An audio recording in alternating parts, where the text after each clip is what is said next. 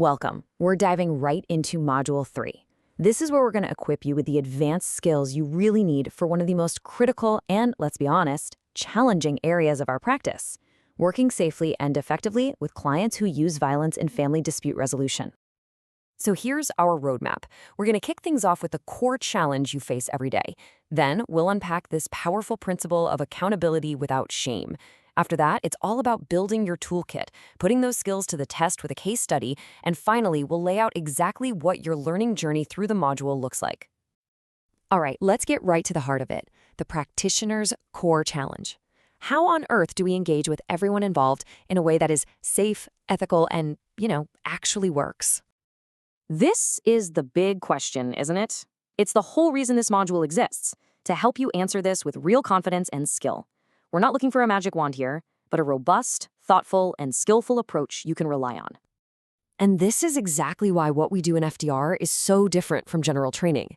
You have to engage with everyone, so you need a very specific set of tools. We're talking about a solid framework for accountability, a stance that is firm but doesn't shame, and using language that focuses squarely on behavior to create the space for change.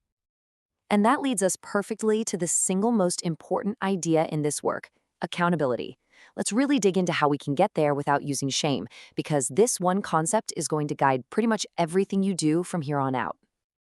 This quote from the STOP program is basically our North Star. It tells us that real lasting change doesn't happen because we confronted someone aggressively or made them feel ashamed. No, it happens because we created a safe and structured environment where they can start to take a look at their own responsibility.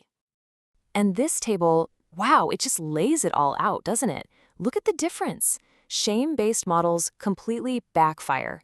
They just ramp up defensiveness and resistance. But look at the right side, the non-shaming approach.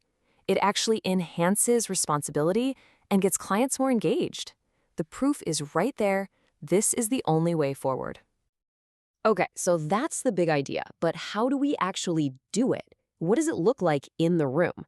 This next part is all about building your professional toolkit with the exact skills you're going to need. So first up is practitioner authority.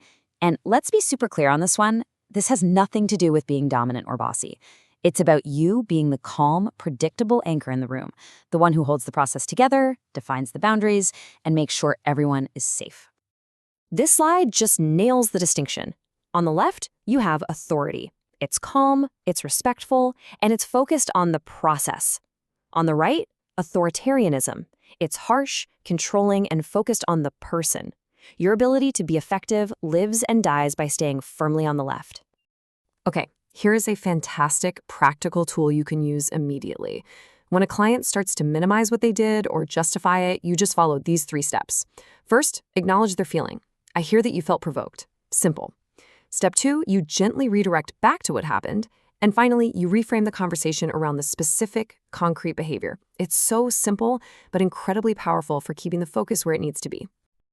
All right, enough theory for a minute.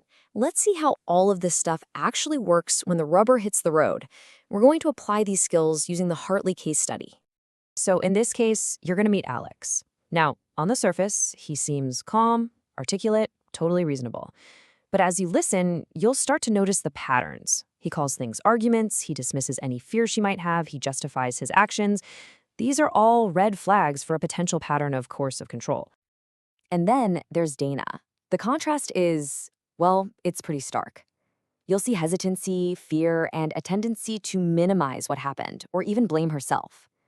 These are classic signs of someone who's experiencing victimization and trauma. Your job is to see both of these presentations clearly for what they are. And this is how you respond. Look closely at this language. You're not arguing about his intentions. You're not judging him. You are calmly naming the specific behaviors, shouting and blocking her exit. And then you connect those behaviors directly to their impact. This is what accountability looks like in practice. So let's pull back a bit and take a look at how this all fits together in your actual learning journey through Module 3. The whole point of this module is to build real-world competence. By the time you're done, you won't just know the theory. You'll be able to actually apply the framework, demonstrate your practitioner authority, and communicate effectively in these really tough situations. Your path here is really logical. Think of it like building a house. First, you'll lay the foundations, the theory. Then you'll build up your professional stance and authority. From there, you'll master the practical, hands-on strategies, apply it all to the Hartley case, and then, finally, you'll demonstrate everything you've learned in a major assessment. At the end of the day, this module is here to inform your practice, guide your skill building, and honestly, inspire confidence. It's going to equip you to step into one of the most difficult areas of FDR and feel empowered to work safely, effectively, and with real, genuine purpose.